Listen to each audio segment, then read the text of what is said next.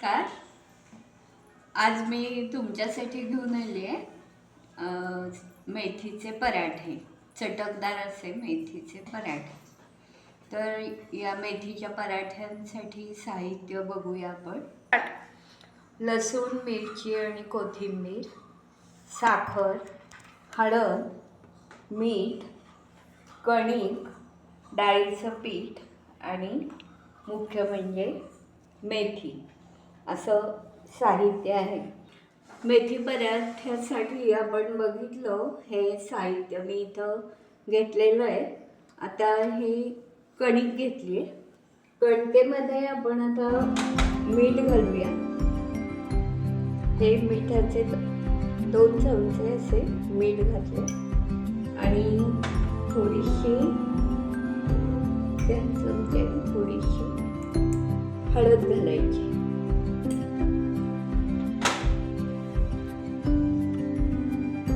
थोडंसं तेल घालावं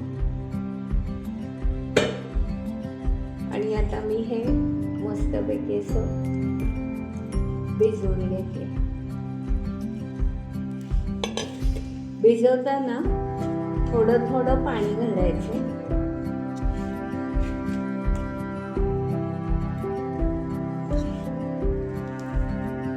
आणि एक टीप द्यायची तुम्हाला. जेव्हा आपण लसूण हे करतो सोलतो त्यावेळेला काय करावं, थोडासा गरम करून घ्यावा आणि मग गरम केला की लगेच तो सोलला जातो. त्यामुळं मी थोडासा गरम लसूण केला आणि मग सोलला आहे आणि मग त्याच्यामध्ये लसूण, मिरची आणि कोथिंबीर हे वाटण आपल्या भाजीसाठी तयार ठेवलं आहे. त्याच्या आधी मी काय केलं, मेथी 1 तासभर आधी धुवून ठेवावी आणि मेथी नेहमी चिरण्यापूर्वी धुवावी. त्यामुळं काय होतं, त्यातली जीवनसत्व जे असतात भाजीतली ती वाया जात नाही. तर आता अशी मस्तपैकी लोण्यासारखी कणिक आपण भिजवून घ्यायची. आपण बघितलं असेल मी एक छोटा चमचाच हळद घातली. जास्ती पण चांगली नाही दिसत आणि असं चांगलं मळून घ्यायचं आहे त्यांना.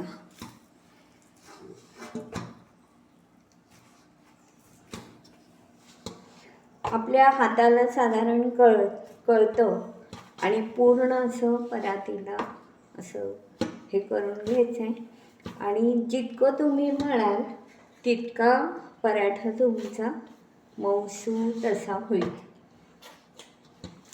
आणि ही कणिक जी आहे ती अशी लोण्यासारखी अशी मऊ झाली पाहिजे. कणिक कशी भिजवायची ते आपण पाहिलं.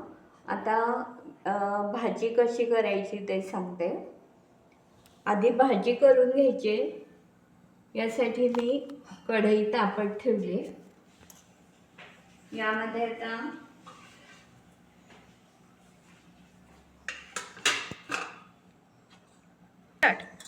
एक टीस्पून मोहरी इकडं घेते, 1 चमचा हळद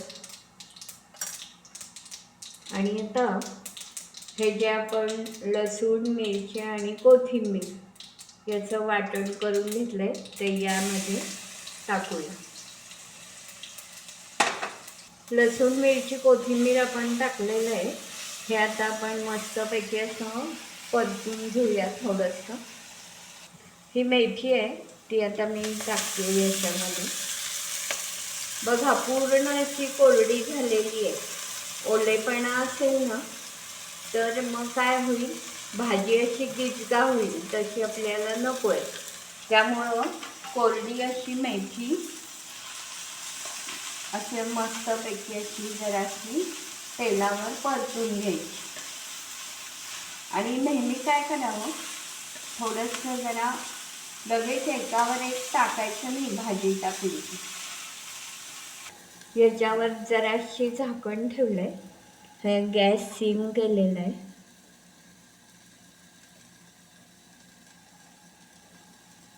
वाफ आली आहे. आता आपण काय करायचं,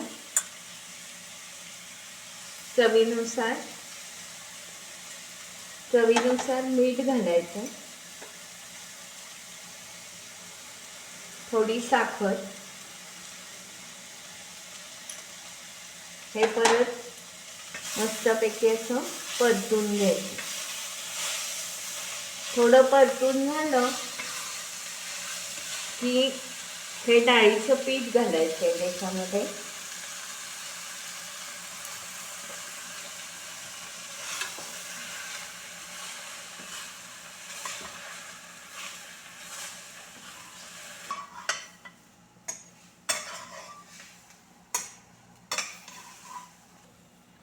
आता काय करूया, थोडंसं किंचित असा पाण्याचा हक्का मारूया. अशी ही आपली भाजी तयार आहे. आता ही भाजी काय करायची, या ताटामध्ये अशी काढायची आणि पूर्ण तिला अशी गार करून घ्यायची. आता हा तवा मी तापत ठेवलाय, सिमवर ठेवायचं.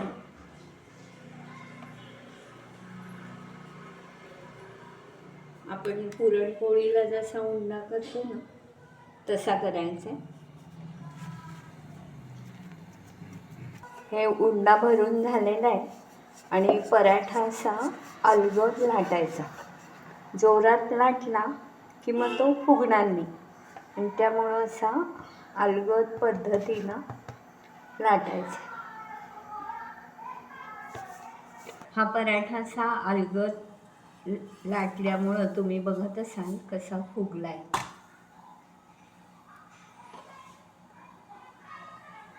असं सगळीकडनं असा मस्तपैकी शेकून घ्यायचा. कसा मस्त फुगलाय ना. असे छोटे छोटे पराठे करायचे आणि मग लोणचं किंवा लोण्याबरोबर सर्व करायचे. आजी काय केलंस? अगं पराठे केलेत मस्तपैकी, असे गरम गरम पराठे, त्याच्यावर लोण्याचा गोळा, जोडीला तुझं आवडतं सॉस आणि हे लोणचं. मस्तपैकी पराठा झालाय, बघ बरं खाऊन.